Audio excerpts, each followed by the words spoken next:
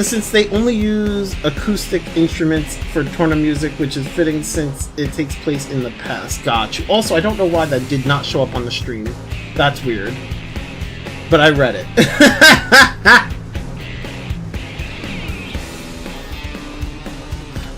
But we're way understaffed, so if I don't hire somebody soon, we'll never catch up. Human, alien, whoever, I don't care, so long as they're good.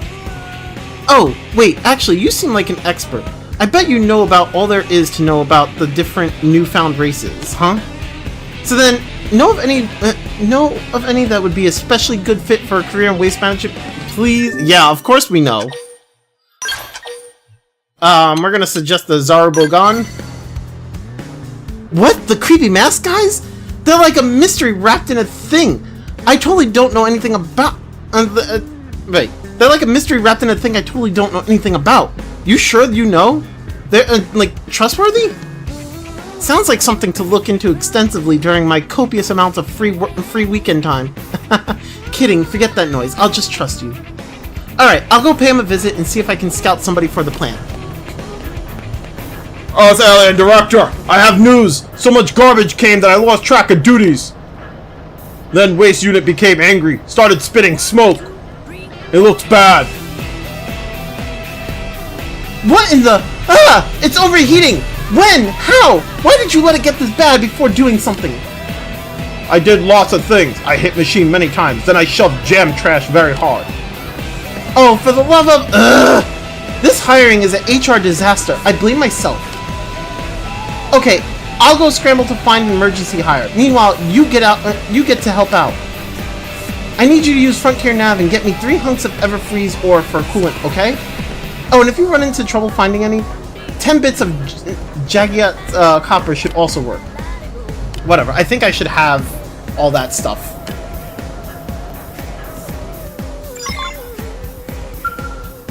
But yeah, I mean, I can't begin to tell you guys how many times, like especially during my Xenoblade 3 playthrough, where everybody was like, "Yo, Max, listen to the song! Max, listen to the song!" And like, I'd listen to it, and I'm just like, it's good. I don't see the hype, but it's good, I guess. I mentioned Xenoblade 3 because out of all the Xenoblades, that's the only one where I had people saying that, right? Because Xenoblade 1, I didn't really have anybody doing that to me. And Xenoblade 2, I didn't have anybody doing that to me. So, Xenoblade 3 is where I had people being like, "Max, listen to this song! Listen to this song!" And I'd be like, and I'm sitting here going, it's good. It's good. It's good. In my head, I'm sitting here going, I don't get the hype, but sure.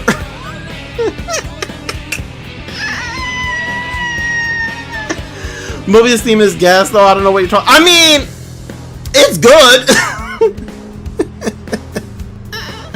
The problem is it's just not for me, you know? You know, it's just not something where I'm like, the problem is it's not something where I'm just like, yeah, I'm gonna fucking listen to this shit on repeat. Like, I totally, after Xenoblade 3, I did not actually, I didn't bother to go and re-listen to any of the music, because I didn't really care. Like, none of the music, I think there was only one song that really, like, stood out to me, and it was, like, again, it was the battle, it was, like, a rearranged, it was the battle theme that kind of sounded like a rearranged version of Torna's battle theme. That was, like, the only one I cared about. Everything else, I was just like, okay, it's good, right? I don't hate them, it's just, I didn't get the hype, you know, because it's not for me. Though, I'll be honest, 3, in my opinion, had the most forgettable area themes. Fair. That's fair. Like, compared to 1 and 2, gotcha.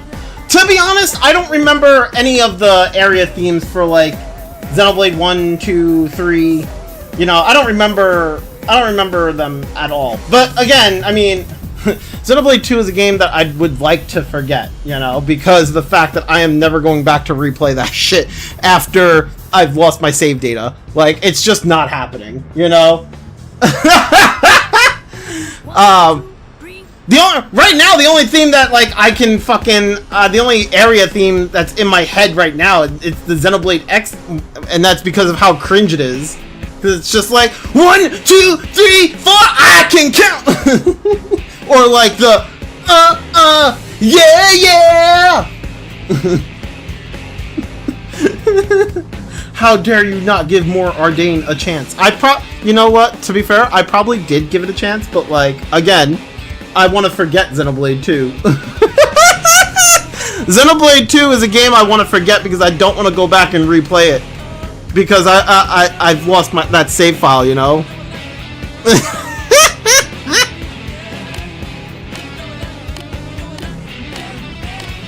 Do you know how it feels to lose a save file that you spent like almost 200 hours in, and then it's like you were gonna do New Game Plus, but like fuck. Oh, this is funny. I love this choice. Agree that there's no need to sweat the details. I don't sweat the details. If you were here for the Bravely Default 2 playthrough, I don't sweat the details. I thought that song was okay, but I don't really think it was amazing. I mean, you know, that's fair. That's fair. 1, 2, 3, 4.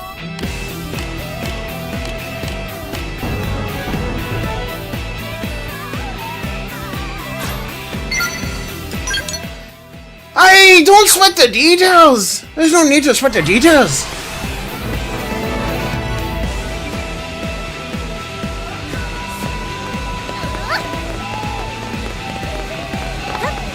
But yeah, I mean... I don't know. Torna is basically the song for me. And Torna's combat music is basically the one for me. Yeah, I did many times when I got soft-locked in 2. Granted, it was more like 10 hours, but it was Xenoblade 2, so I happily kept going. I have too much Xenoblade 2 tolerance. I mean, that's fair. But, like, it's different when you lose 10 hours as opposed to, like, 200 hours. If you take your finished Xenoblade 2 save file, you had, I had every single blade, like every single unique blade that I could have, right? I had all the unique blades, right? All of them that I could get on my first playthrough. And I was gonna go into New Game Plus. And then you just lose that. I did all the blade affinity missions. I did all their affinity charts, you know. I went through the affinity charts. I made sure I did all their story missions. I got the backstory of every single unique blade. I got all the field skills needed to progress, obviously. Like, I finished the game. I was gonna go into New Game Plus, and I lost that save file. I ended up all the way back at Vanham. I was like, bro, I ain't doing that shit again. Ain't happening. I do not really dislike rushing through Xenoblade 2 since I will likely beat it around the 45-hour mark. 45 hours? You would beat it? 45 hours? Bro, that's crazy. I spent like 200 hours playing that game to beat it. 1, 2, 3, 4. And I mean, there have been times I was for sure not, but man, you dogging the game for one bug it wasn't responsible. I wasn't dogging the game for a bug that it wasn't responsible for. I'm not hating on. Hold up. I am not hating on Xenoblade 2 for the fact that I lost my. Oh, you're joking. Okay. I thought for a second here, I thought that you actually thought that I was like hating on the game because I lost my save file. No. I understand that that's not the game's fault. That's not the game's fault. I get that. I'm not blaming the game for that. I just refuse to spend another 200 hours playing it.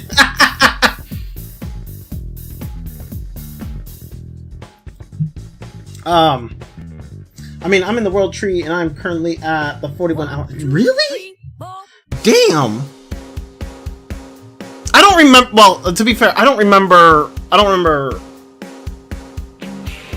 Is the world tree the part where you get Jin on your team? Like you're down below. You're in the I say underworld, but like I don't remember the actual fucking terminology. But like I'm calling it like an underworld. Like you guys fall down, and Jin's part of your team. Oh, Jin has left your team now. Oh, okay. So you're like past that part. Oh, wow. You're pretty far. And only 41 hours? Damn. That was Morithia. There you go. Yeah.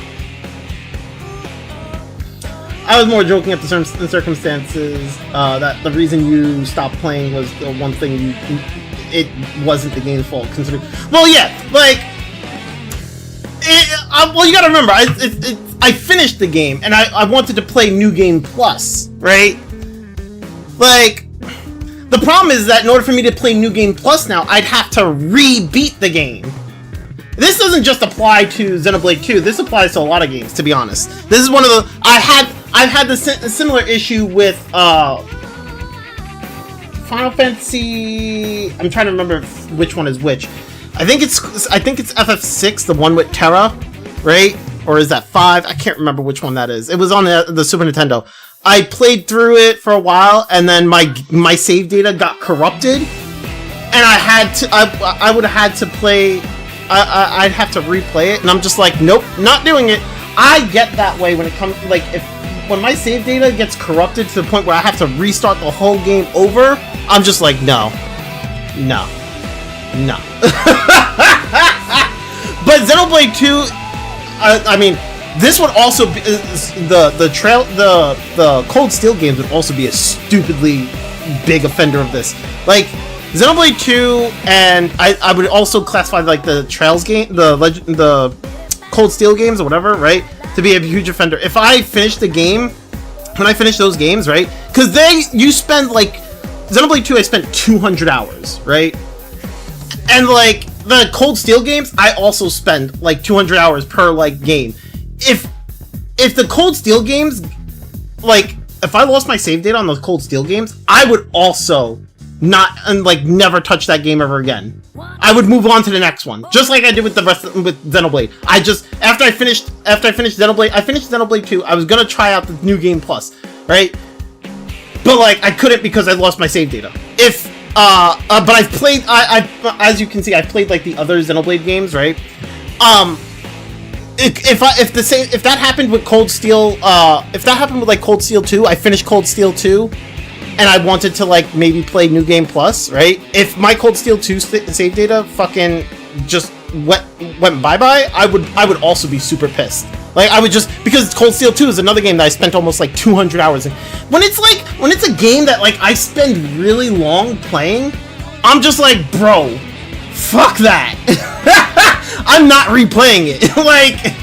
if I'm losing my save data and I've spent 200 hours and now I have to start all over again, no.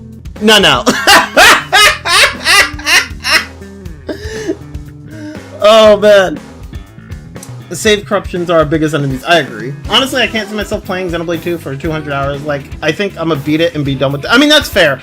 I spent a lot of time going through all the like the side stories and side missions and everything. I got every single unique blade that you could in your first playthrough, and I did all their side stories. I made sure I went through like their affinity charts and did all the stuff that was like all the story content and everything that I could out of the But Xenoblade 2 has New Game Plus exclusive stuff. There's more blades that you get in New Game Plus. And I wanted to actually go and get those blades. But like I said, my save file got fucking deleted when I switched to the OLED switch, right? And it reverted back to fucking Vanham, like when you first meet Vanham. And I was just like, I spent 200 hours beating the game. I'm not about to fucking re-beat the game and spend another 200 hours re-beating it. At that point, like, I just want to play another game, you know? And that's the problem, because like there's a bunch of new game plus exclusive stuff in Xenoblade 2, and it would have been fun. It would have been fun to play that stuff, but now I'd have to replay the whole game all over again, and then play New Game Plus, and I'm just like, no thanks. Like, I'm just not interested at that point, you know. When I got an OLED Switch back in 2022, instead of downloading the cloud save for my game, I decided... Well, that's the thing! So, that's what happened. I actually did what you said. I downloaded my game directly from my original Switch. But then, the freaking cloud save file overwrote the one that I had on my Switch. And I was like, what the fuck? I was so baffled by that. I was like, now I've lost my save data completely, because even though I transferred it, the cloud saved over it. I was like, you gotta be kidding me. I was like, fucking hell, are you serious? I was like, why is the cloud save? First of all, my question was, why was the cloud save, like, all the way back at Vanham? I don't understand. I was like, always online with the fucking Switch. I don't understand how the last save was all the way back at Vanham. But whatever. Why the fuck did it overwrite my save data? I was so mad. I was so mad. So freaking mad. I wonder what Bringer of Chaos difficulty is like. I mean, it's probably stupidly hard. I'm not gonna oh, wait, I can't even... Oh, this is the one with Hugo. Right, I already started that one. Hey. Okay, now I'm kind of worried that the same thing might happen. Well, I mean, I don't... I hope not. I hope that doesn't happen to you. Right? Like, you know... I hope that doesn't happen to you. I wish you the best of luck. I am worried that may happen to me. But, like, I think what I'm gonna do is I'm gonna back up all my saves onto, like... I think there's a way to back up the saves onto, like, a USB. Right? So I think what I'm gonna do is I'm gonna try to back up the saves onto a USB, and then transfer it to the Switch 2 whenever I decide to get a Switch 2. I like Xenoblade 3's hard mode, since, yeah, it was hard, but it wasn't, like, painfully difficult. Got you, that's fair. Okay, I'm not gonna do the whole, like, Darth Vader mask voice thingy, because I'm tired of cupping my hands to my face for this. Wait, please listen. My guaca is broken. Say that you have no idea what that means. The guaca is our staff. It is a gift bestowed upon the Zarubogan by our creator, Golbaga. Holding it aloft allows us to devotinize Volten. Praise be to Golbaga's bounty.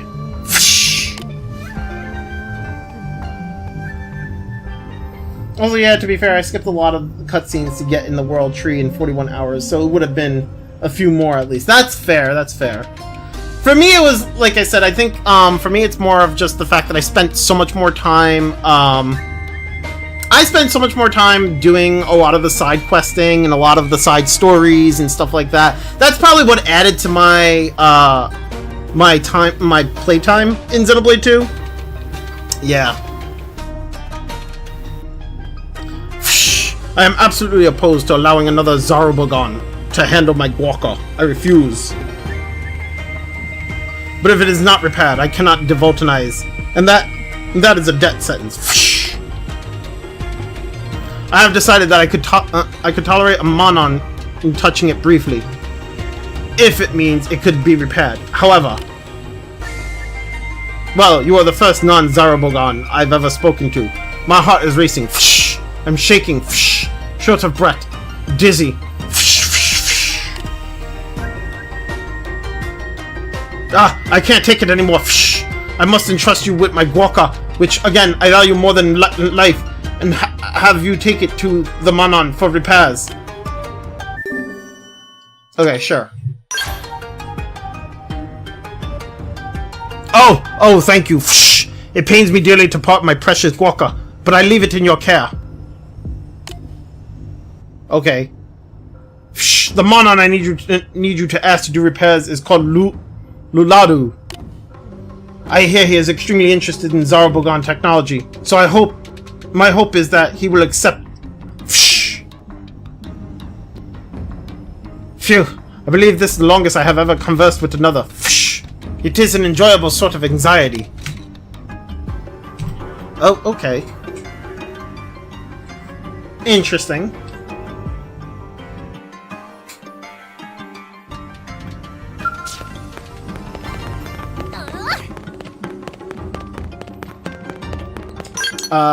Where is... Oh, I gotta go all the way over here. Okay. We're going back towards Professor B's lab.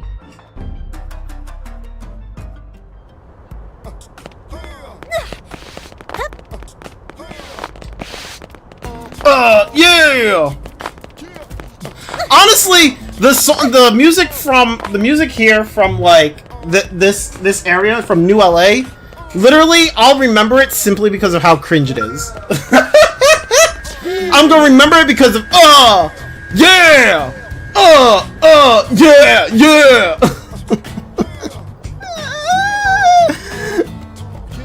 I'm not gonna be looking back at this song being like, man, I loved it. I'm gonna be looking back at like, man, that shit was hilarious. Well, I'm back and I'm eating like a man on nice. Offer a job. Pass on Troyland's request. What? Troyland? A Zarabogan? He wants to hire me, and he asked for me by name? What an honor. Yes. Let me see what needs fixing. Quickly now. Okay. So this is a Guaca, is it? I've seen Zarabogan wandering around with them, but I've never thought I'd actually lay my hands on one. What a magnificent form. My curiosity is fit to burst, isn't yours? No? Wait then. I thought you did not like Nopon. Which one is your favorite? I mean, these are Manons, not Nopons. But yeah, I'm not a big fan of Nopons. I personally, but then again, that's also because of Xenoblade 2. I will say, Riku and Manon, whatever her, Manana. What's her? Yeah, Manana. That's her name. Jesus, I couldn't figure out her name. Riku and Manana were alright. They weren't too bad. I still hate the whole meh tick. I can't stand it. It's really annoying. And I kind of don't like the way they talk, like their speech pattern. I'm not a huge fan of it. But they're bearable as opposed to like Xenoblade 2's Nopons. I really can't stand Xenoblade 2's Nopons. But if you mean like which species is my favorite, like in Xenoblade X, like the different species, like the Manons, the Nopons, the Orphines, the Prone, and the one that we just seen, the Garbugon, whatever the names are.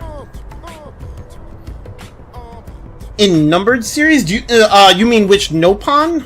Which Nopons do I like the best? Probably would be Riku and Manana. Probably. Because, honestly, I don't really care for Ricky. I don't really care for Tora. I don't like Tatsu. If anything, the main thing I like about about Tatsu here is the fact that Lin wants to cook him. I'm all for that. I'm all for cooking Tatsu. I know that a lot of people don't like that joke because it gets overused in the game, but like I actually like it because I do want to cook Tatsu. I am 100% in agreement with Lin. I'm all for torturing Tatsu. You want to use Tatsu as a soccer ball? See, that's the thing I liked in Xenoblade 1. We got to use Ricky as a volleyball.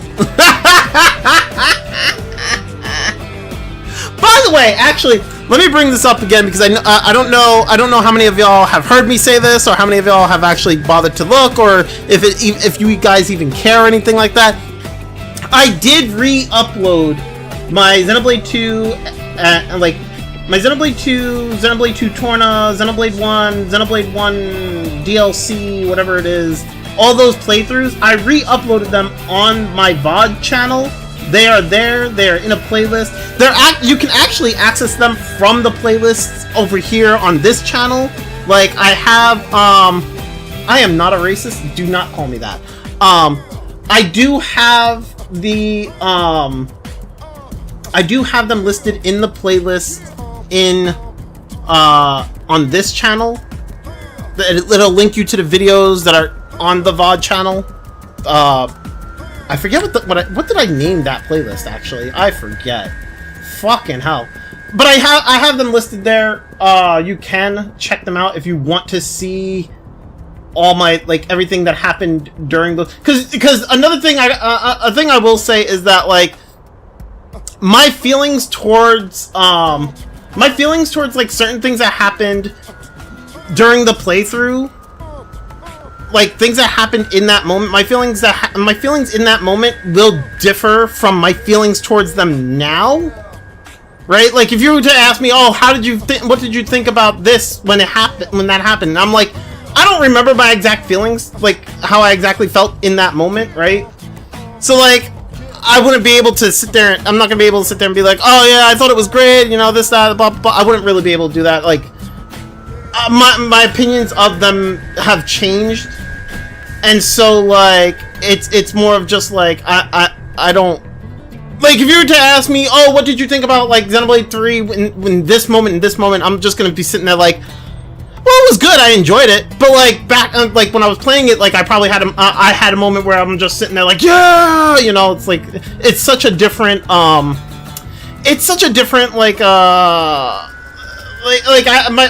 opinions kind of just change. I don't know how, like, I'm not great at, like, expressing my difference of opinions between back then and now, you know what I'm saying? Okay, yeah, here it is. The playlist I have the playlist on the main channel, on this channel, which is called Past Live Stream Playlist. So you can find those, you can find, like, my Xenoblade 1 and 2 playlists there. There you go. That's what I was looking for. Kind of ironic that probably the most innocent, like, / likeable Nopon in the series was the one that did get used as a cycle. I mean, you know. Yeah, I've been seeing some of them. Yeah, retrospective opinions can be very different from in the. Yeah, exactly. Like, for me, it's like I'll look back at it and be like, I'll sit like for me when it comes to Xenoblade 2, like, looking back at it, I sit there and I'm just like, I did not enjoy the game, right? I didn't enjoy it as much as, like, Xenoblade 3 or Xenoblade 1. It's the lowest on my list. But, like, in the moment, I was enjoying it, right? You know what I'm saying? So, like, it's one of those things, like, if you were to ask me, like, my opinions of something now versus back then, it's like I'll have, like, a different opinion, and it's kind of just like I can't, like, you wanna ask me about my opinion. What did you think when you played through them? I'm gonna tell you, well, I don't really like it, you know. So, like, my opinion now versus then is very different, I would say. So, like, if you ever want to, like, see how I felt in those moments, you can check that out. They are there for you to, like, watch and whatnot. Granted, they are pretty long, right? These are full playthroughs. I didn't do any editing for the most part. Like, if there is any editing at all, it's literally just to piece certain things together. Like, if my stream cut out and then I had to restart stream, I would just put the two together, make it one video. Like, for example, I'm a freak, and for some reason I like Xenoblade 2 more in retrospect compared to 1 and 3, where I did start being more critical after playing them. I mean, that's fair. It's fair. Like, Tears of the Kingdom, I thought it was fantastic when I was playing it, and I did put 200 hours into it. If someone asked me right now, I would say I thought it was alright. Yeah, I mean, granted, I'm of a different opinion there. Like, well, not even different opinion. I think wholeheartedly I agree with you as a whole. Like, Tears of the Kingdom, I personally don't think I ever felt it was a fan. I don't think I ever felt Tears of the Kingdom was a fantastic game. I think I always had the opinion that Tears of the Kingdom was a good game, and I enjoyed it. And I think my opinion has not changed on it. I think it was a good game, and I enjoyed it. Right? there's a lot that I don't like about it, and I do like Breath of the Wild better. I know that I've said this during my playthrough of Tears of the Kingdom, that I felt Breath of the Wild was better. There are things that I liked about Breath of the Wild that are... I felt Breath of the Wild did better than Tears of the Kingdom, right? Because, like, I think... Me, personally, one of the things I really like about Breath of the Wild is that, for instance... This is probably like a minor gripe, but it's something that it's something that really bugged me throughout my whole playthrough of Tears of the Kingdom. Arrows for like your bow and arrow, right? I love Breath of the Wild's arrows because it's literally just here's your elemental arrows and your normal arrows. Have fun, right? You had all your different elements, bomb arrow, and then the ancient arrows, right?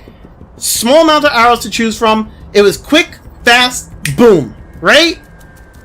I didn't have to sit there and like reselect the arrow every time after every shot, right? It's like I would select my if I want to use electric arrows, I switch to electric arrows and I can just sit there and constantly fire.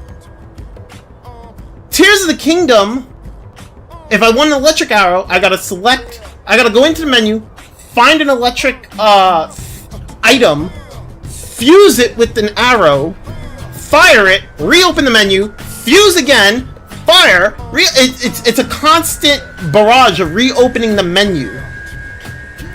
And it's a constant, like, there's so many items in your inventory that it's, to me, it was overwhelming. I get that a lot of people like it, but I did not. It was something that bothered me. I loved the feeling of like, oh, you know, time freezes and I get to just sit here and fire a bunch of arrows like fucking rapidly. I loved it in Breath of the Wild. In Tears of the Kingdom, it wasn't as enjoyable. Right? Like, I loved the fusions, it was fun, but having to redo it over, like reopen that menu over and over again was annoying. It was tedious, and it was, it ruined the game, the flow of combat for me. I literally just kind of stopped playing Tears of the Kingdom because I got kind of bored, though I'll probably continue once I get my Switch 2 since I have NSO, so the upgrade is free. That's fair. I like Breath of the Wild's Trial of the Sword, and I feel like Tears of the Kingdom Shrine did not replace that. Fair! Yeah, scrolling through menus was a pain. I agree. Scrolling through the menu was a huge pain. I agree. I think, like, the idea is fun. Like, the idea of fusing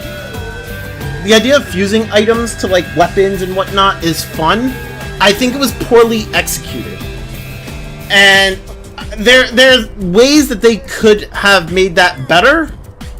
And because of its poor execution, I think that's why I enjoy Breath of the Wild's combat more. Because I don't have to worry about, like, reopening the menu and scrolling through just to find the right item to fuse to my weapon or to fuse to my arrow. Like, I can just, like, you know, I don't know why you couldn't spam that arrow fusion once you did the fuse and the item. That's something that I questioned as well. I was like, why couldn't they just make it like when you do that fusion, you can continue to use it until you run out of the item or the arrow? Like, it doesn't make sense to me. I don't know why that wasn't a thing. Granted, if they did that, that actually would have made it 100 times better. If they did that, I would have been like, that would not be an issue for me. I would have been like, oh, I could just use this, and oh, I don't have to worry so much. Cool! But they didn't. And not only that, but like, they could have made it where you could have did like, a thing I feel like they could have done, right, is that you have pre-fused arrows, right? So like, maybe outside of battle, you can go through and open up the menu, go through it, and just start fusing things together that you want to use, right? And then they'll just be like those items fused together, and they'll have like the amount of those are listed there, and then you just select it, and you can use them until you run out of that pre-fusion. I don't know why that wasn't a thing. That would have made it a lot better. Like, I would have been fine with that. Honestly, I thought it would have been fine if they kept normal elemental. I agree. I wholeheartedly agree. It would have been fine if they would have just kept normal elemental arrows. I get the reason why they have like I get the reason why they have like other, like, you have to fuse like other items to like make elemental arrows, because they have like different types of elemental items, right? Like you have the wings that will make the arrow soar, make the arrow go further, and like it'll make it go straighter, right? Like better accuracy, and it'll go further. There's the ones that'll home in, and they'll still have the element. You know, I get that, but like they also could have just kept the original elemental arrows, right? They should have implemented Ganondorf's iconic Dead Man's Volley in Tears of the Kingdom. Would have been awesome. I'm less concerned about them implementing new things, and more concerned about them keeping the combat intact.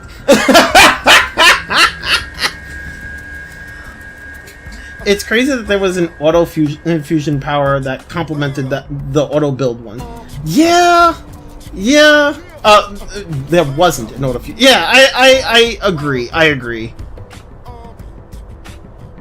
Tears of the Kingdom's combat was for sure broken. Yeah, like there's just so many things I felt could have been done.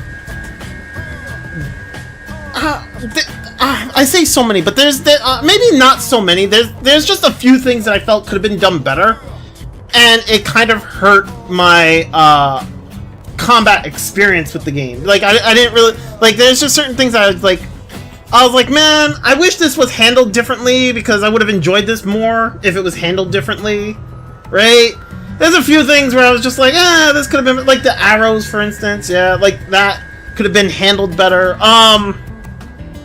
Another thing is like I get that this is supposed to be, I mean, they do this with like every Zelda game where it's like, you know, they start Link off with no brand new. He doesn't have all his previous skills or whatever. But like, I feel like this was one of those games where it's like he could have kept his Sheikah Slate abilities, and they could have just added more to it, but they didn't. Like, I would have loved to still have the Cryonosis and the time stop thing, where it's like you freeze time and then you hit the thing, and then like you hit the rock and make it go flying or whatever.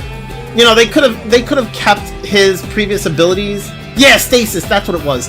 Like they could have kept his previous abilities and just added new abilities, but they didn't, and it kind of sucked, because and also the bombs, right? The bombs, the fucking infinite bombs. Oh my god, I'm so mad about that. Fucking, I hated having to go search for bombs in Tears of the Kingdom. Oh my god, that was so annoying. Like, especially when they made so many caves where it's just like you have to just sit there and bomb your way through the cave, or like you have to destroy the walls. There's so many caves in Tears of the Kingdom that you just have to sit there and destroy the walls, and I'm just like, oh my god. Like, if I had the bomb from the Sheikah Slate, right, it wouldn't be a problem. But no, I gotta go find more bombs, or I gotta attach a rock to a sword and just sit there and break the walls. Oh my god! It was so annoying. I was just like, why did you get rid of... I mean, I kind of understand, because I will say this. I understand why they kind of got rid of the whole thing with the bomb, because like, maybe this is not something that was on their mind, but you can break most of the shrines by just bomb jumping. Like, most of the shrines in Tears of the Kingdom, I literally just like, attached a bomb to the shield, and I just bomb jumped, and I literally made my way to like the end of the dungeon, of the shrine, whatever. Right? Maybe that's why they didn't do it. Right? Maybe they were like trying to make it so that you don't have infinite bombs, so that this way you can't infinitely do that. But then at the same time, they could have just made it that the bombs that you do from the Sheikah Slate were not something that you can fuse. I don't know. Recall felt nice, but it was not stasis. Stasis in combat was really fun. Those walls suck. I agree. Thank God for the bargainer statues in Tears of the Kingdom. Made gathering bombs easy. I mean, maybe for you. I didn't use the bargainer statue all that much. But when I did, I didn't really get a whole lot of bombs from it. There was one shrine I really liked for some reason. It was like the solution was on the ceiling. I know it sounds basic. I don't remember what it is, what that one is, but I'm not gonna, it probably was fun. I don't remember that one. You say that, yet they still let you shield bomb, jump, and rocket. I mean, you're right. You're right. That's what I'm saying. I don't think that was the reasoning, but like it could have been. I don't know. But I'm saying they could have just, if that was the reasoning, they could have just made it where like the Sheikah Slate bombs were just not something that you could infuse anything to. Whatever. I personally, it kind of upset me because like I used to. I will say in Breath of the Wild, I used to use bombs way more in combat, and in Tears of the Kingdom, I was like, I don't want to waste my bombs. I don't want to use my bombs. Fuck this. I'm not using bombs. Like I used to use bomb arrows a lot. I used to use my bombs a lot. Like I used to use bombs a lot in Breath of the Wild, and then Tears of the Kingdom comes along, and I'm barely using bombs because I have very few bombs. I hated it. It annoyed me. The fact that I did not have infinite bombs really annoyed me. And that's weird because no other Zelda game has infinite bombs, right? Like Breath of the Wild is the only one that has that because because it's built into the Sheikah Slate, right? So like it's like they gave you bombs in one game, and then the sequel to that game got rid of the infinite bombs. I'm so mad.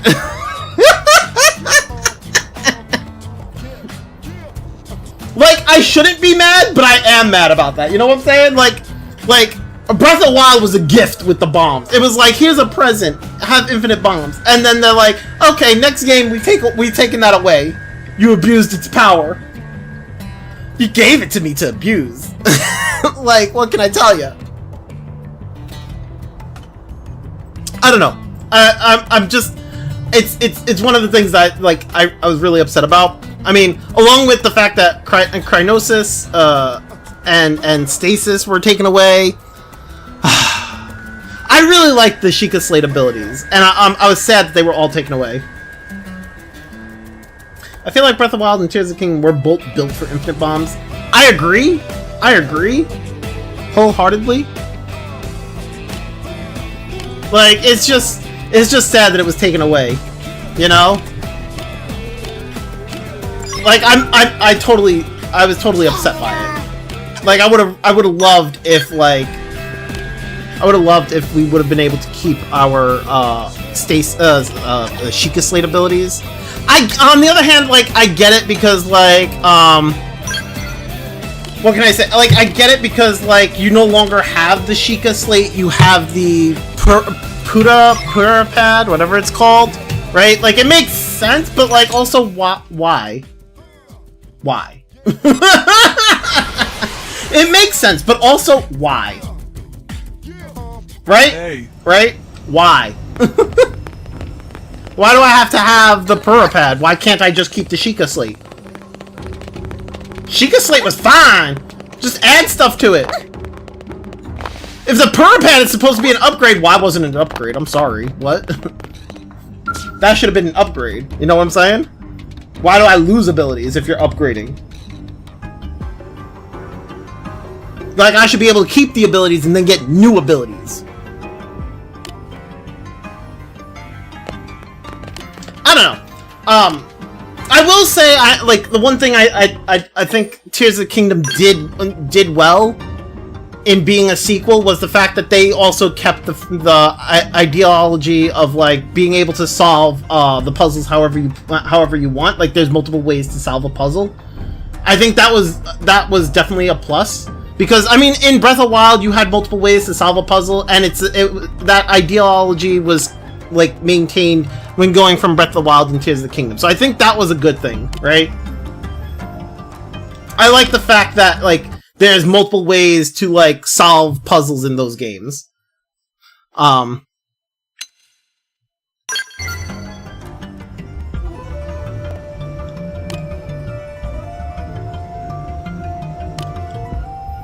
I mean it could be I don't know. The combat was the combat could have been better. The story of Tears of the Kingdom I'm not gonna sit here and talk about though. The one thing I will say is like the story I was not a fan of. Breath of the Wild honestly for me was like fucking peak. It's funny because like I've grown up with Zelda games, right? I love Zelda games. I've grown up with Zelda games. And like I know so many people who've also grown up with like Zelda games, and like a lot of people that I know that are like me and who have grown up with like the same Zelda games I have and whatnot, don't like Breath of the Wild. They hate it. They hate Breath of the Wild. They hate Tears of the Kingdom. And for me, Breath of the Wild is just peak. Like, it was great. Like, experiencing Breath of the Wild for the first time was the best thing ever. It's hard being able like it's hard going back and replaying Breath of the Wild and having that same feeling as if like when I played it for the first time, because I think because honestly Breath of the Wild is one of those games where it was like I couldn't put the game down. I look back at all my VODs, I have so many like there are so many times where I would play the game. There was one stream where I did like 14 hours. I couldn't put the game down. There are so many times where it's like I play the game like during like late hours of the night where I would normally not be playing or not be streaming, because I don't stream late at night because I have family who live with me, and they like, you know, they come home from work and they don't want to be bothered, so I try not to stream, so this way I'm not bothering them and I'm not disturbing them, right? But like Breath of the Wild, when I was first playing it, I was like, I didn't want to put the game down. I just wanted to continue to play. I just wanted to like, oh my god. So what I would end up doing is I would because I made it into a game that I was streaming, right? And I would only play it when I'm streaming. I would end up streaming it at late hours of the night. I'd be up until like 3 in the morning playing the game, right? So what I would do is I stream it, but I didn't bother I kept my mic turned off. And I would normally talk in the chat box with everybody else, and I'd be playing the game, and I'd be talking in the chat box, and I just would stay silent the whole time, but I'd be sitting there fucking enjoying the damn game, like it was good. I fucking loved it. Like for a first time experience, it's fucking good. If I go back and play it now, I'm not gonna have that same experience because it's the sense of mystery, the sense of like not knowing is not there anymore. Because now I already know, right? Because I already played the game, I beat all the shrines, I did all the things. But like for a first adventure in Breath of the Wild, that felt so good. The exploration was amazing. Breath of the Wild reels back a crazy story with having really good characters. Tears barely upped the story, yet had way less interest. I agree. Like, I will say Mipha was my favorite character, and honestly, I felt like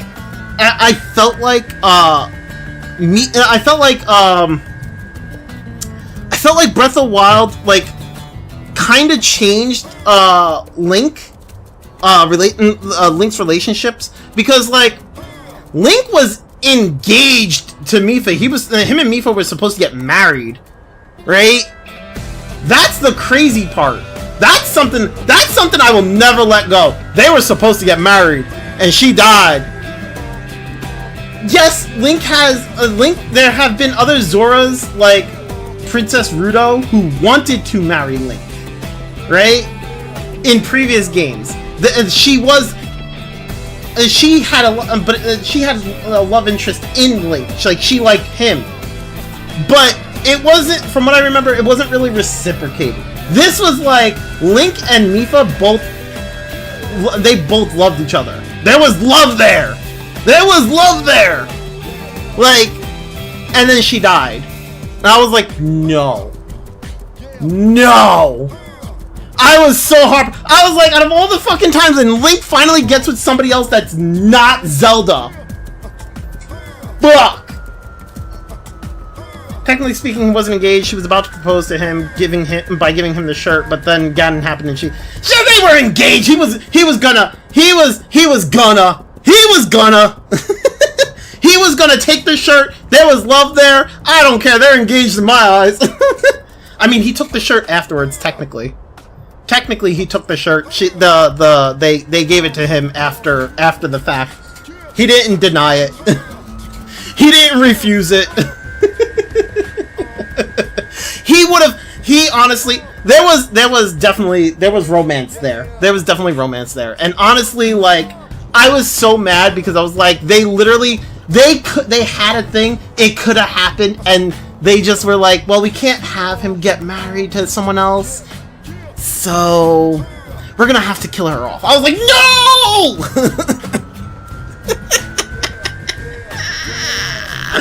Bro, I was so mad. Like, yeah. I do not mind Link on talking. I just do not want him to have. I mean, that's fair. That's fair. I get that. I get that mindset. Me personally, like I said, it was just like I was so excited for I loved that story where it's just like it was kind of breaking the norm there, because Link is always like his love interest is always Zelda. It's always Zelda. The only one he ever has interest in is Zelda. And like for Breath of Wild to be like it's Mipha, I was like, what? And then Tears of the Kingdom is like, it's Zelda. I was like, fuck you! Fuck you! How dare you! No! And then in Tears of the Kingdom, they fucking take our house and turn it into, like, Zelda fucking took over our damn house that we had. Fuck you! How dare you! Like, we had a house in that one town, and then because of, like, everything, and because of, like, time, like, because of whatever happened, I don't know, it's now Zelda's house. I was like, the fuck? Why does she have... I was like, how dare she?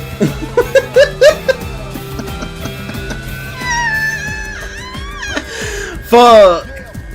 I like Skyward Sword's thingy also being able to cheat on Zelda and Skyward Sword. You were able to cheat on Zelda and Skyward Sword? I do not remember this.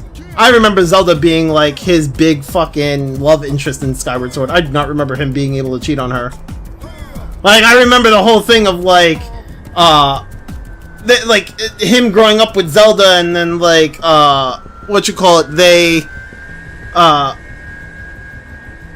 well, not really, but you could... Oh! I do not remember that at all. Okay. Got you. I don't remember that at all, but okay. I believe you on that. I just remember, like, the whole story was revolving around the fact that they were, like, childhood friends, and then there was, like, romance there, and, like, you know, you had a rival with the guy with the red hair, who was like, I will protect Zelda, and then eventually he just caves and he's like, alright, you can protect Zelda, she can be yours, but like, I will help you protect her. Groose, there you go, the Groose the Goose.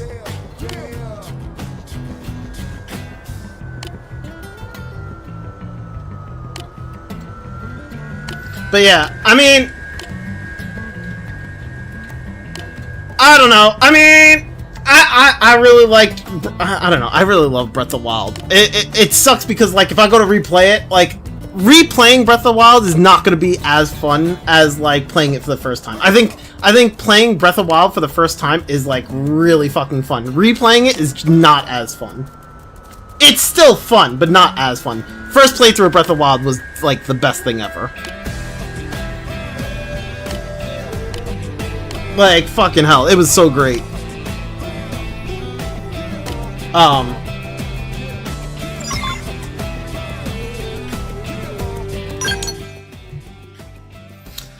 have replayed Breath of the Wild like 5 times. I do not see me replaying in the foreseeable future. I've only played it once, and I started to do, wait, what the fuck? Oh, there it is. I started to do the Master Quest, I think it's called. I didn't. I only started. I only played like an hour of like the Master Quest thingy. Master mode. There you go. I streamed like I streamed me starting the Where is this going? It's going that way. Okay. I did like I bought the master mode, and then I did like a stream of me playing it like for like an hour or 2 hours, whatever it was, and then I stopped. I haven't gone back to it because I've been playing other games.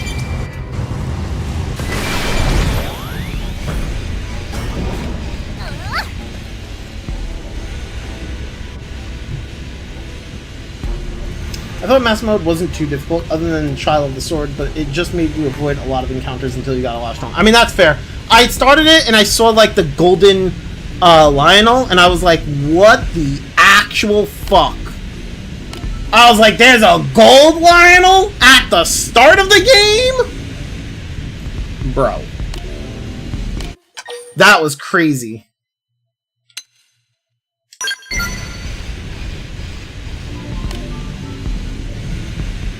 Like, I was taken back by that. I was like, I didn't even know gold Lionels exist, let alone it's like right at the start.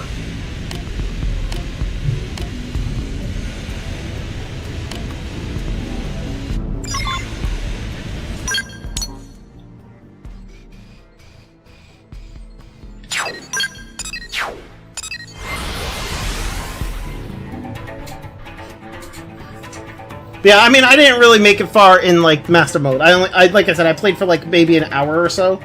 I got past the trial area, and then I got to, like, the shrine near the... I got to, like, the shrines that were near the horse, stable. Can you imagine a Master Mode for Tears of the Kingdom? It makes you wonder if the horns would change as well. I mean, considering how strong you can actually get, like, that'd be pretty crazy. Like, you can do the good thing about like the fusion in Tears of the Kingdom, the fusing with weapons, right, is that you can make some really fucking crazy strong weapons in Tears of the Kingdom. Now, I will say that on one hand I like it, and on the other hand I hate it, but like this kind of adds to like my problem with Tears of the Kingdom, but also at the same time it's still there's still some cool factor to it. Fusing items to like weapons, to like your swords and whatnot, can make some pretty cool looking combinations. It can make some of the swords look pretty fucking cool, right? But they took out some of the really cool weapons too. They got rid of the elemental swords. The elemental claymores, the elemental spears. They got rid of those. And those were the coolest looking weapons in Breath of the Wild! I was so mad! Like, you can still make your weapons elemental using elemental items, like the horns and the Gleeok horns, or the wings from the dragons, or whatever, right? So you can still have your elemental weapons, but you don't have the really cool looking ones from Breath of the Wild! I was so mad. I was like, but my sword! My electric spear! My electric, like, two-handed sword! Oh no! My ice sword! My fire! Like, they're all gone. They looked really fucking cool. They were glowing and shit. Oh my god, they were so amazing. But then, like, I still get those, and they're stronger, but they're not the same. They don't look the same. They don't have that really cool look that they had. I mean, it's great because, like, I can attach the dragon horn, or whatever it is, to, like, my giant boomerang, and I can have an elemental giant boomerang, right? Like, that's cool! But, like, no! My green glowing two-handed sword was so cool, and it's gone now. Fuck! Man, I'm mad at that Tears of the Kingdom did not have a Master Mode. I felt too powerful at the end of Tears of the Kingdom. Sure, it was fun, but like, yeah, like, by the end of Tears of the well, actually, midway through Tears of the Kingdom, I had like the highest tier Lionel horns, or whatever it was, and I was equipping them to like the Zora weapons, and I would just like I would just use the ability that made it that like the water shield that you got from Sidon, whatever his name is, and I would just, you know, do a fuck ton of damage, fucking destroy shit in like 2 or 3 hits. It was fucking amazing. Like that was me. Like I was out there with the fucking Zora weapons, just doing some serious fucking damage. Which honestly was great because honestly, like, I love the way the Zora weapons look. So like being able to actually continue to use the Zora weapons late game felt really cool, because like in Breath of the Wild, the Zora weapons kind of felt meh. They were just okay. They didn't do a whole lot of damage. They were good for like mid game, but then late game they were just kind of like, they're alright. You get better weapons late game in Breath of the Wild. But like in Tears of the Kingdom, the Zora weapons, like, they're like top. Like they're like top tier. Like they're up there with the Gerudo weapons, because I think it was like the Gerudo weapons are slightly, well, the Gerudo weapons I would say are like on par, because they're on par. It's just they have different they don't have to meet the condition of like you need to be in water. Like I think it's like the Zora weapons are stronger if you meet the requirements, whereas like the Gerudo weapons were just as strong without the requirements. Yeah, it was like the Gerudo scimitar. Yeah. It was like extra damage to a fuse water. Yeah, exactly. It's like you don't really have to meet the same requirement as like the Zora weapon, but the Zora weapon is technically stronger if you hit that requirement. And for me, it was just like, well, I'm gonna use it anyway. I don't care about the dumb requirement. I will just fucking, I will just destroy shit. Like, it's a fucking stupid requirement, but I'm gonna do it anyway. The Royal Guard weapons were not as great, because you don't get like, I don't really remember. The Royal Guard weapons didn't really have like the boost in damage that the Zora weapons and the Gerudo weapons would have. So it's just like, they're just strong weapons and you're just equipping a strong fusion to it. So like they're strong, but not as strong as like the Zora or the Gerudo weapons, from what I remember. Like the Zora weapon, like, bro, I was destroying Ganon with like 2 or 3 hits. Or whatever it fucking was. Like I like the health bar would just drop. They're OP when close to breaking. Yes! But they're not as OP as, like, the fucking... from what I mean, maybe I'm wrong. Maybe I'm, like, misremembering, because it's been a while since I played them. But I don't remember them being as good as, like, the Zora or the Gerudo weapons.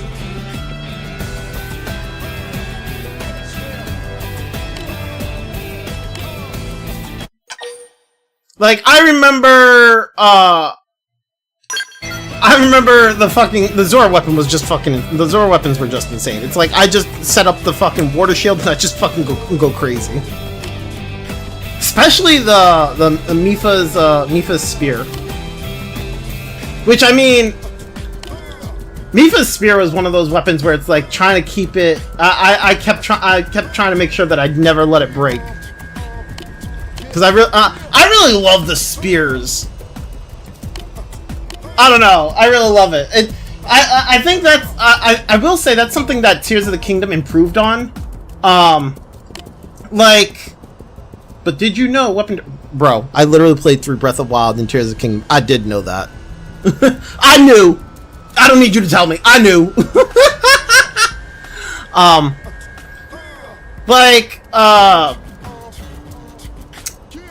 I was gonna say, like, the Tears of the Kingdom definitely improved on the repairing process. Like, in Breath of the Wild, you could not repair your weapons.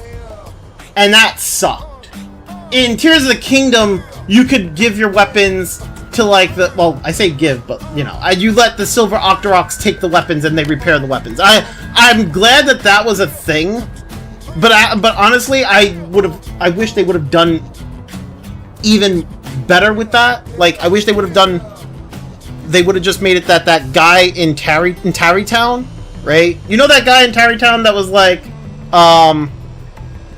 he separates the fusion weapon, right? The item that was fused to it and the weapon, like, he separates them. Why didn't they just make it that he could repair your weapons for a fee? Why did I have to use the fucking the Silver Octoroks? The Goron kid, yeah! Why didn't they just make it he repaired it for a fee? Like, you give him rupees and he repairs it. Why did they make it that you have to go use the Silver Octorok? I don't even know if the Silver Octorok thing was intended. For all I know, that might have been an accident.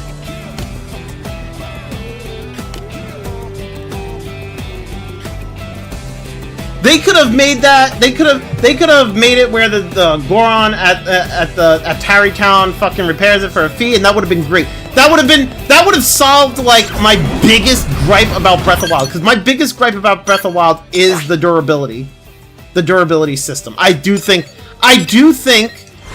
one of the biggest problems with, well, it's not even a problem. It's like I think it's more along the lines of like the bar for entry. Like, a lot of people don't like the what you call it. They don't like a lot of people don't like the Breath of Wild and Tears of the Kingdom because of the durability system. And it's like, you literally could have done the one thing that would actually give you more players, right? And it's literally, all you had to do was make it so that the items could have been repaired without having to go get like a roundabout way. Ugh. And instead of doing that, they were like, nah, make it so that you have to have a Silver Octorok suck it up, and the item can't be fused. The durability system did not really bother me personally. Yeah, I mean, that's the thing. Like, it wasn't. That's why I tried to phrase it differently, because it wasn't a big deal to me. Because like, it wasn't a deal breaker or anything. It is a gripe that I have, but like, it's a gripe that I have because a lot of people point it out to me as the reason why they won't play the game. Like, the thing is, I tend to like to try to get people, like, if I enjoy a game, I always like to try to talk to other people and be like, oh, you should try this game, right? But then the one thing I always encountered when I try to get other people to play like Zelda Breath of the Wild or Tears of the Kingdom is like, they all complain about the same thing. Oh, well, that has the stupid durability system and my weapon's breaking. I don't like my weapons breaking. And I'm just like, I try to reason with them, try to make it be like, well, you know, you're gonna go through so many weapons anyway, it's not gonna be a big deal. And they're like, I don't care, right? And it's a big bar of entry for a lot of people. And like, they literally, Nintendo could have been like, hey, your weapons break, but if you take it to Tarrytown, you can pay to have it repaired, and you don't have to really worry about like the weapon breaking. Literally all they had to do. Why didn't they do that? Well, considering the gloom made weapons so brittle that even blacksmiths couldn't repair them, and people chose to put monster parts instead, should tell you how bad that doesn't account for the weapons that don't have gloom. Like, you could literally I understand that the gloom weapons couldn't be repaired because they were so brittle or whatever. But you have weapons that don't have gloom in Tears of the Kingdom. That's kind of what I'm talking about, because obviously I'm not talking about the gloom weapons because I'm not using the gloom weapons, right? Like, the gloom weapons is just something early on. Later on, like mid to late game, you're not sitting there with gloom weapons anymore. Like, they could have made it that the Gorons can fix repair the regular weapons. I don't see why they didn't. It just doesn't make sense. Like, it's so silly. It's something that could have been easily implemented. But instead, it's like, let's give it to let's be really roundabout about this and just make it so that you have to drop it on the floor and the Silver Octorok has to like suck it up and then spit it back out at you. I don't even know. Like I said, I don't even know if that was intended to be that way, right? Like, for all I know, that could have been a bug, you know. I have no clue if that was intentional. Like, Nintendo, that could have been a bug. Nintendo saw it as a bug, and then they decided to like play it off as like, oh yeah, that was intentional. Like, I have no clue.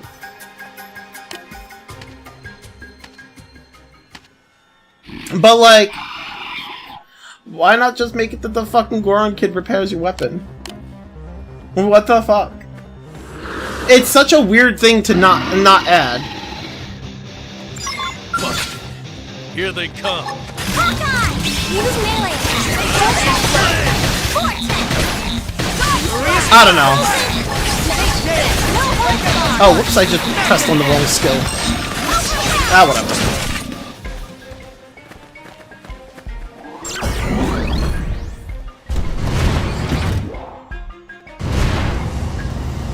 Oh, I can't go up there with this. Okay.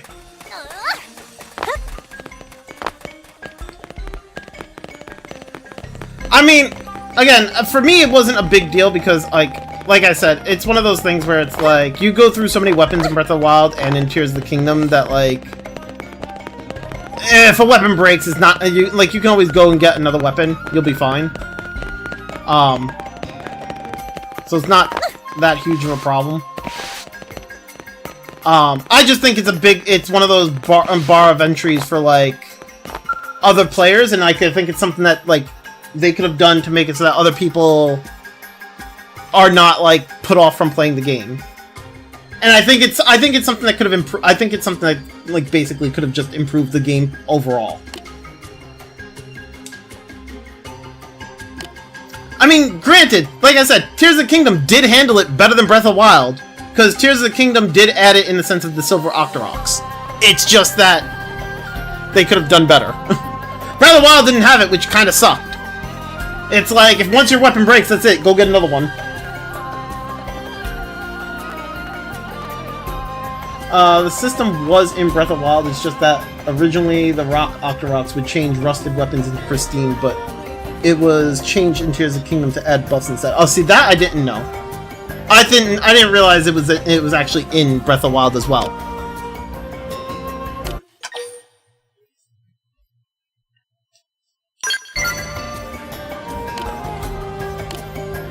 But that's also because in Breath of the Wild, like, once a weapon broke for me, I just went and got another one. It didn't matter. Tears of the Kingdom is where it actually mattered for me, because the fact is that with Tears of the Kingdom, I didn't feel like hunting down more of the weapons.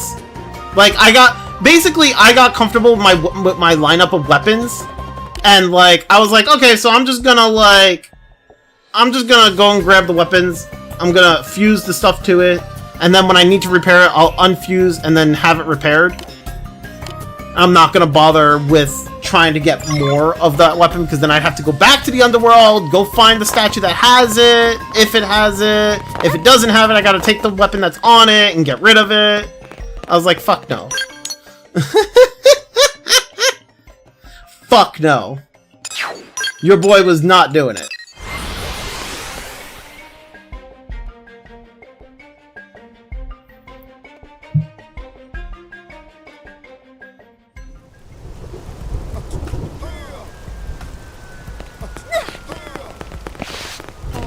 Thanks. The downside was in Breath of the Wild, if you didn't catch the weapon in time, it would hit you, then most likely... I mean, that's basically the same thing as, like, in Tears of the Kingdom. Like, it spits it back out at you, and you gotta, like, catch it. Otherwise, it'll fall off the edge, and then you don't get it. You have to... It's more along the lines of, like, you gotta, like, place it and have them spit it back out at you where there's no danger of losing it. It was a pain in the ass.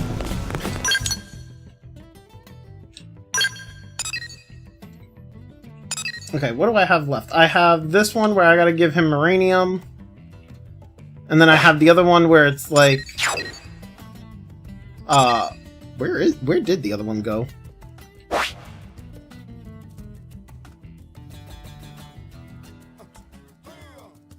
I have the one where I gotta give him Uranium, and the other one where I gotta give him the... It should have been, like, over here. I don't know what happened to it. Where I gotta give him...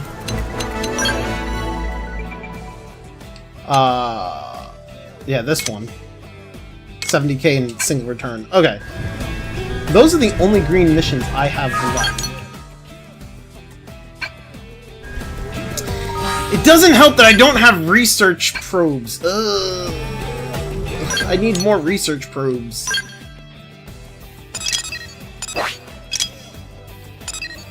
Right? I haven't gotten any more research probes, right? No, I have a bunch of mining probes.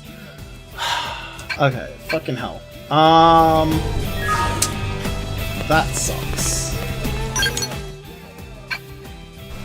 What do I have for blue missions? Do any of these give me research probes?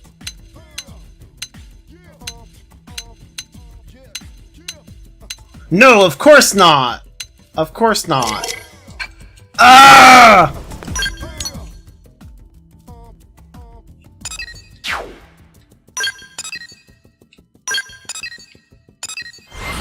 Yet you did know that in Tears of the Kingdom, Rock Octoroks couldn't restore the champion weapons if the durability was low. Instead, it would just... Yes, I did know that. Because the difference... The thing is that, like, Breath of Wild, I didn't know Octoroks could repair.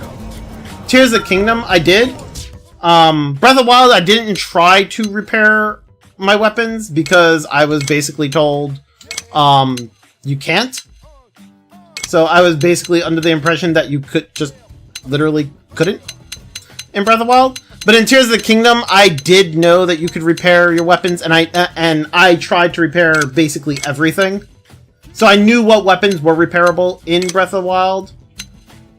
I mean, not Breath of the Wild, Tears of the Kingdom.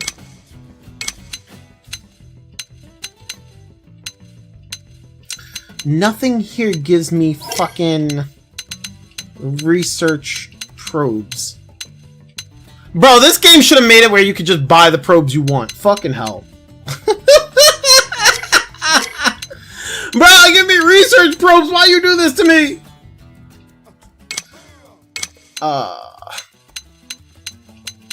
Ultra limited tank top yellow. Ultra limited tank top black. Oh man, them ultra limited tank tops, bro. Would you like an ultra limited tank top? Where is... I'd have to... Whatever. I have to accept that link in order to find out where that is.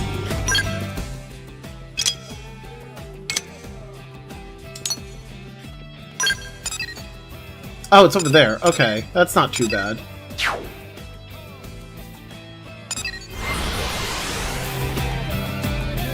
Oh, I probably should have gone to the other whatever. Fucking hell. It is what it is.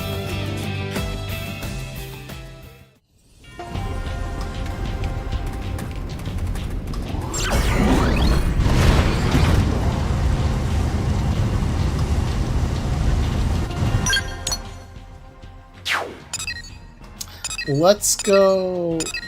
No, because that's gonna... Okay, so let's... Okay. It helps if you play Age of Calamity because it tells you the blacksmith is studying how Rock Octoroks have the ability... I've played Age of Calamity. I don't really remember that being a detail, but also I was more focused on the main story than I was on anything else.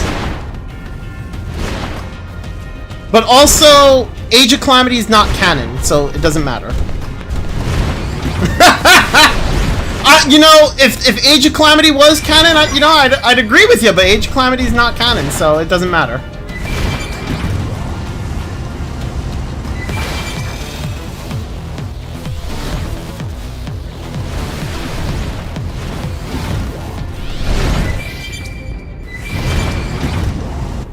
I'll get as strong as it takes to keep everyone safe.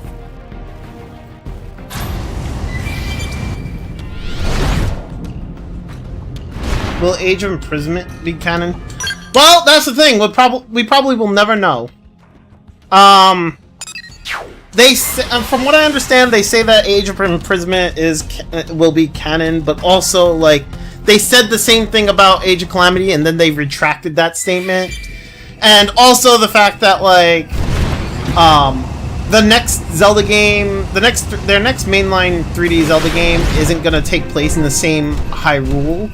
So it's not gonna take. So as far as we know, at least as far as I know, I should say, as far as I know, the next Zelda game is not going to be in the same Hyrule as Breath of the Wild and Tears of the Kingdom. Don't let me hurt you. So even if Age of Imprisonment is not canon, Nicely done.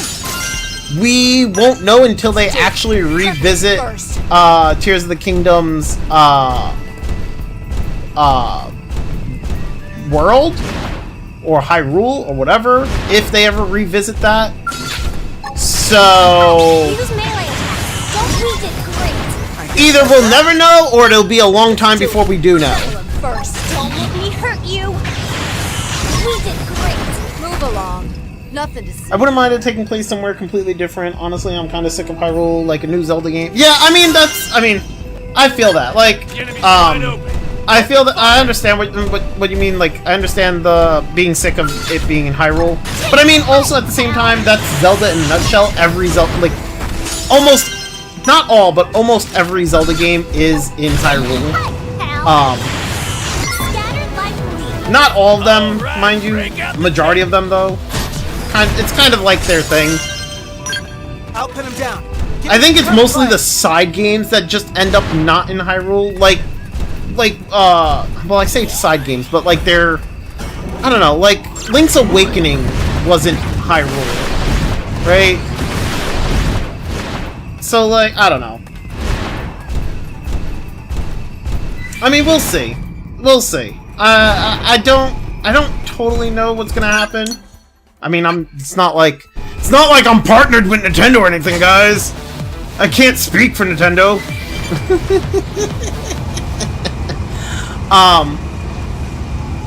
Anything is possible, honestly.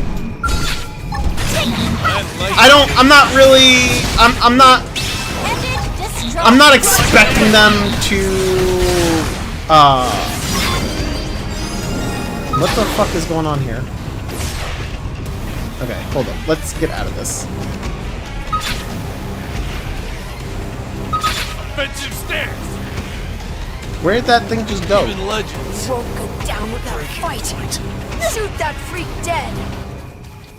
By the way, Max, if you go look at a cutscene in Tears of the Kingdom that shows Death Mountain with a ring of smoke around it in the past, you think that was an Easter egg? Bro, I have no fucking clue. I don't know if that was an Easter egg. I don't even know what that would be an Easter egg of. Don't feel so bad. Heal me up. I've lost my train of thought. Yeah. I lost my train of thought. I forgot what I was gonna say.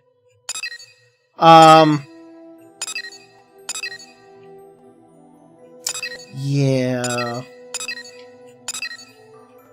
I was gonna say something and I've totally forgotten what I was gonna say.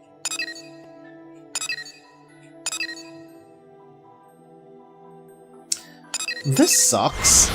I don't know where I'm gonna get these research probes. I'm gonna like I don't. This sucks. I might just have to go look through where all the treasures are and just try to find a research probe from the treasures on the map.